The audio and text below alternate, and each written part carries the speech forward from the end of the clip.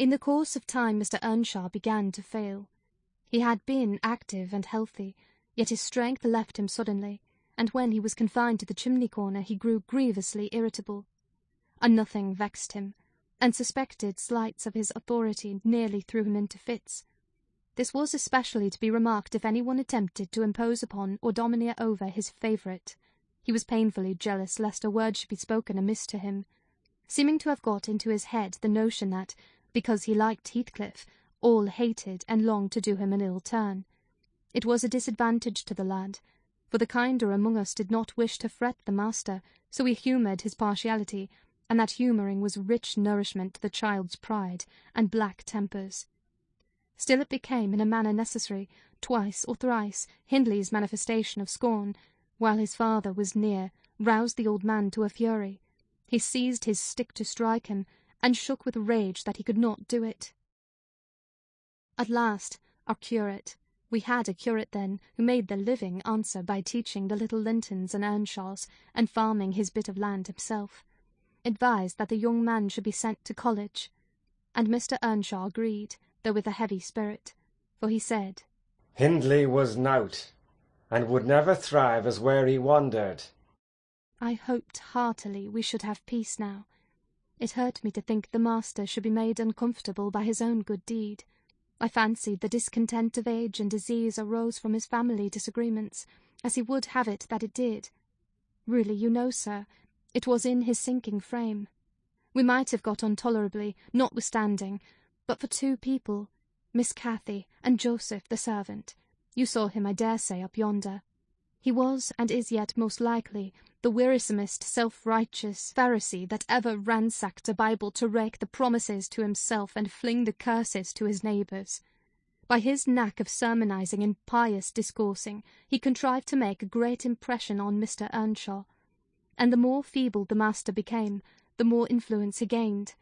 He was relentless in worrying him about his soul's concerns, and about ruling his children rigidly. He encouraged him to regard Hindley as a reprobate, and, night after night, he regularly grumbled out a long string of tales against Heathcliff and Catherine, always minding to flatter Earnshaw's weakness by heaping the heaviest blame on the latter.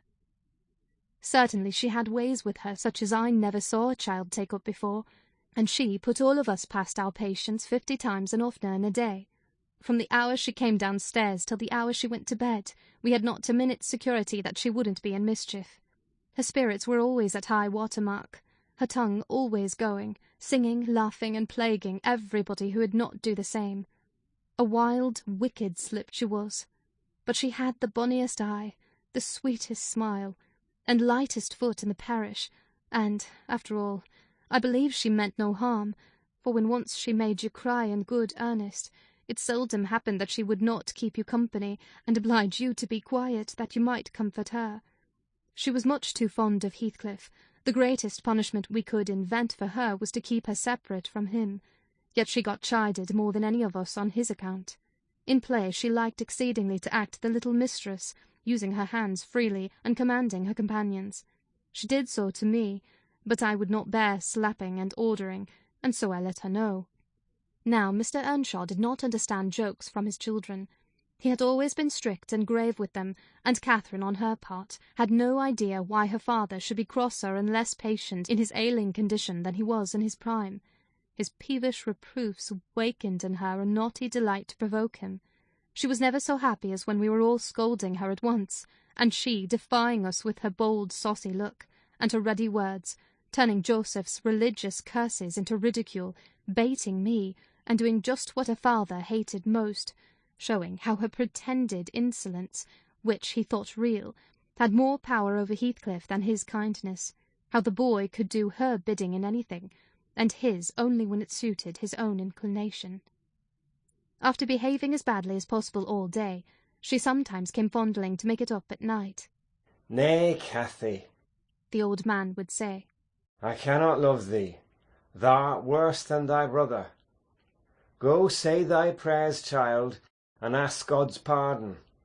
I doubt thy mother and I must rue that we ever reared thee. That made her cry at first, and then, being repulsed continually, hardened her, and she laughed if I told her to say she was sorry for her faults. and begged to be forgiven. But the hour came at last that ended Mr. Earnshaw's troubles on earth. He died quietly in his chair one October evening, seated by the fireside. A high wind blustered round the house, and roared in the chimney. It sounded wild and stormy, yet it was not cold, and we were all together. I, a little removed from the hearth, busy at my knitting, and Joseph reading his Bible near the table, for the servants generally sat in the house then, after their work was done. Miss Cathy had been sick, and that made her still. She leant against her father's knee, and Heathcliff was lying on the floor with his head in her lap. I remember the master, before he fell into a doze, stroking her bonny hair. It pleased him rarely to see her gentle, and saying, "Why canst thou not always be a good lass, Cathy?" And she turned her face up to his, and laughed, and answered, "Why cannot you always be a good man, father?" But as soon as she saw him vexed again, she kissed his hand, and said she would sing him to sleep. She began singing very low, till his fingers dropped from hers, and his head sank on his breast. Then I told her to hush and not stir, for fear she should wake him. We all kept as mute as mice a full half hour, and should have done so longer, only Joseph, having finished his chapter, got up and said that he must rouse the master for prayers and bed. He stepped forward and called him by name and touched his shoulder, but he would not move. So he took the candle and looked at him. I thought there was something wrong as he set down the light, and seizing the children each by an arm, whispered to them, "Pray him upstairs, and make little din. They might pray alone that evening. He had summat to do." "I shall bid father good night first," said Catherine, putting her arms round his neck before we could hinder her. The poor thing discovered her loss directly. She screamed out, "Oh, he's dead, Heathcliff! He's dead!" and they both set up a heart-breaking cry. I joined my wail to theirs, loud and bitter, but Joseph asked what we could be thinking of to roar in that way over a saint in heaven. He told me to put on my cloak and run to Gimmerton for the doctor and the parson. I could not guess the use that either would be of then. However, I went, through wind and rain, and brought one, the doctor, back with me. The other said he would come in the morning. Leaving Joseph to explain matters, I ran to the children's room. Their door was ajar.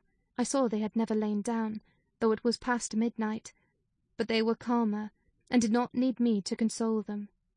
The little souls were comforting each other with better thoughts than I could have hit on. No person in the world ever pictured heaven so beautifully as they did in their innocent talk, and, while I sobbed and listened, I could not help wishing we were all there, safe together.